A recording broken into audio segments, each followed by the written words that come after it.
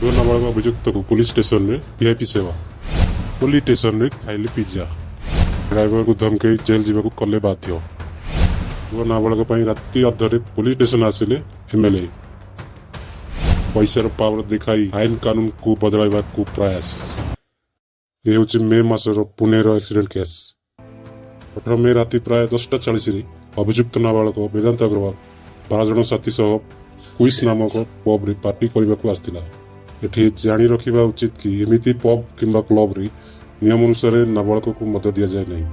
ଅଭିଯୁକ୍ତ ବେଦାନ୍ତ ଅଗ୍ରୱାଲ ଆଉ 12 ଜଣ ସାଥୀ ମିଶି ଏଠି ରାତି ପ୍ରାୟ 12ଟା ଯାଏଁ ଟୋଟାଲ 48,000 ଟଙ୍କାର ମଦପାନ କଲା ପରେ ସେମାନେ ସେଠୁ ବାହାରି ଅନ୍ୟ ଏକ କ୍ଲବକୁ ଗଲେ। ସେଠୁ ପୁଣି ବାହାରିଲା ପରେ 12 ଜଣ ମଧ୍ୟରୁ କିଛି ନିଜ ଗାଡ଼ିରେ ଘରକୁ ଯାଇଥିଲେ। ନିଜେ ବେଦାନ୍ତ ଅଗ୍ରୱାଲ ନିଜ ଇଲେକ୍ଟ୍ରିକ କାରରେ ବାହାରିଥିଲେ।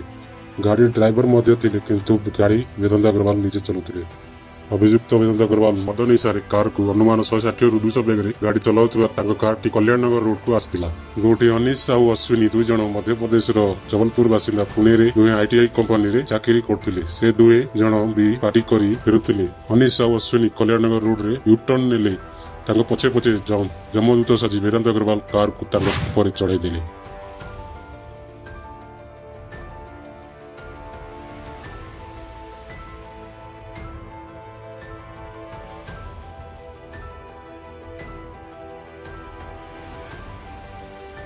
एक्सीडेंट रे अनिश और अश्विनी प्राण हराइथिले।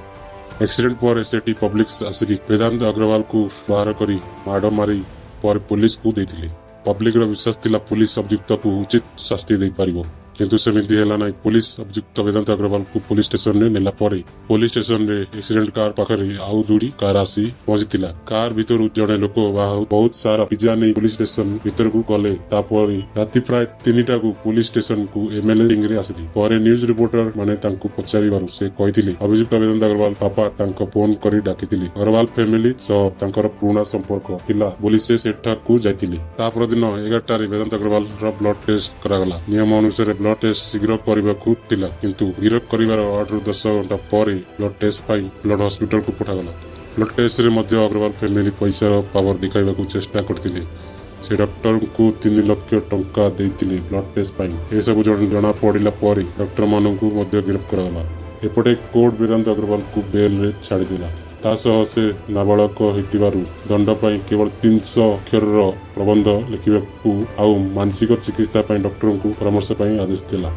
एपटे वेदांत अग्रवाल माँ आउ जेजेबापा ड्राइवर को एक्सीडेंट अभियुक्त हवा बाध्य कले, किंतु ड्राइवर ए सब को प्रतिवाद करी अग्रवाल फैमिली पर केस करदेले। ए सब कथा गणमाध्यम को आसिला परे लोक माने तीव्र प्रकाश करथिले, जहा फल वेदांत अग्रवाल बेल परे तांको बापा फेराथिले। पुलिस तांको खोजी गिरफ कला एवं नाबालक को कार देथिबारु आउ केस को बदलैबाकू प्रयास करथिबारु गिरफ करागला। ड्राइवर को धमकेइबा प्रयास पाई वेदांत जेजेबापा को मध्य गिरफ करागला। परे पुलिस खोजाखोजी रे जणा पड़िला जे डॉक्टर लांच नै जो ब्लड टेस्ट करथिले से ब्लड वेदांत अग्रवाल रो मांग करथिला। बे केस पुलिस अंडर रे अछि। मु ए वीडियो देखुथिबा दर्शक मानन कहबाकू चाहिबी जे भी एमिति किछि हुए आपण माने निश्चित भाबे प्रतिक्रिया देबे। आउ वेदांत अग्रवाल भली अभियुक्त को कोन दंड देबा भविष्यत रे एमिति किछि न हो बोली कोन नियम कानून करबा कथा कमेंट रे वीडियो देखिथिबार धन्यवाद। जय जगन्नाथ।